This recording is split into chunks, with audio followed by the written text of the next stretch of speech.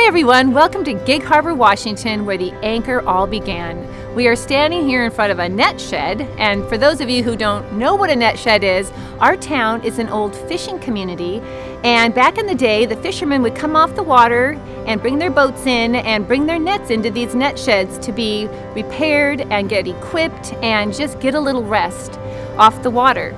So we thought, what a great analogy for the anchor where it first began is this place where women of all ages can come to gather and be together and be restored and be encouraged. So this month we are going to share an anchor moment with you. And an anchor moment is a time in your life when your faith has really been grounded and you've seen God at work for real. And we are thrilled that we are going to be able to share with you stories from women of all kinds of backgrounds and all ages, and our hope and prayer is that you would be encouraged. Hello, my name is Danelle Rekevics. I'm 22 years old and I'm from Woodinville, Washington. I just graduated from Cal Poly in San Luis Obispo, California, with a business marketing degree. And I am happy to be here today to share my anchor moment. Marilyn Smith, my grandmother, asked me to share today. So I'm happy to share it with you today. So when I was a junior in college, I had the opportunity to study abroad in Thailand. And I was very excited to go, mostly because I didn't know anyone else who was going. And so I was kind of excited for this independent, very exploration experience on my own.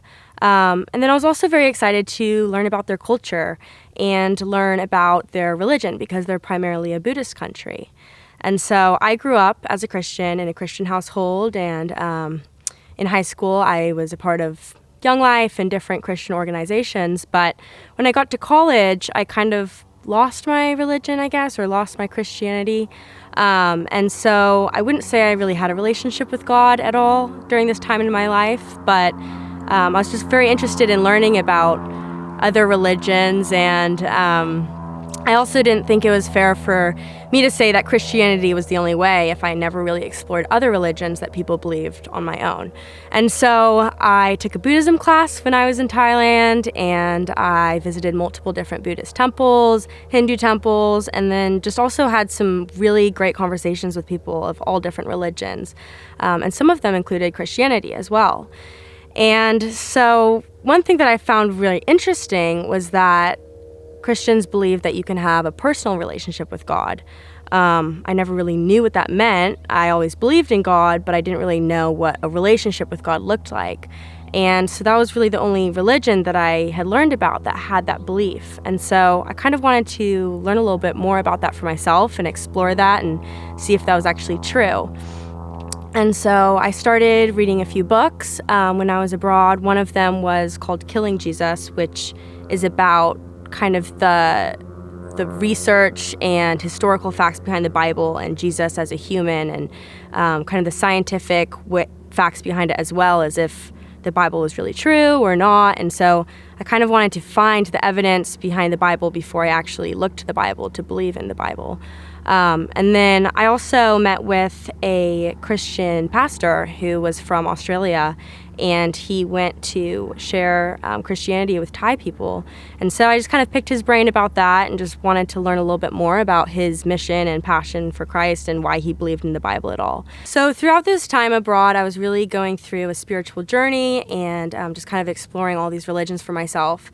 And then when I came back to America, I actually had a very backwards culture shock because religion is so prevalent in Asian cultures, but in America, none of my friends talked about religion. No one really talked about spirituality. Nobody had a religion, and a lot of our society isn't grounded on religion at all for our culture. And so that was really hard for me to still try and pursue this spirituality and who I was without anyone else doing it with me. And so I also felt like I lost a lot of friends just because I was gone for so long, and they were meeting different people and kind of moving on with their life while I was gone. And then my boyfriend and I also had broken up at the time when I got back, just because we were doing long distance, and that was super hard. And so all of these all these changes in my life and different pace in life, and everything was really hard on me, and I felt very lonely at this time. But I still wanted to pursue whatever I felt drawn to, whatever my spirituality was going to be. And so I kind of told myself and I told God, if you're real, if a real personal relationship is actually there, if it exists, like, I want to go all in. I want to see it for myself. I want to try it out. And so I started going to church every Sunday. I started reading my Bible every night and doing devotionals by myself and just praying every night. And I really started pursuing God and pursuing if he was real.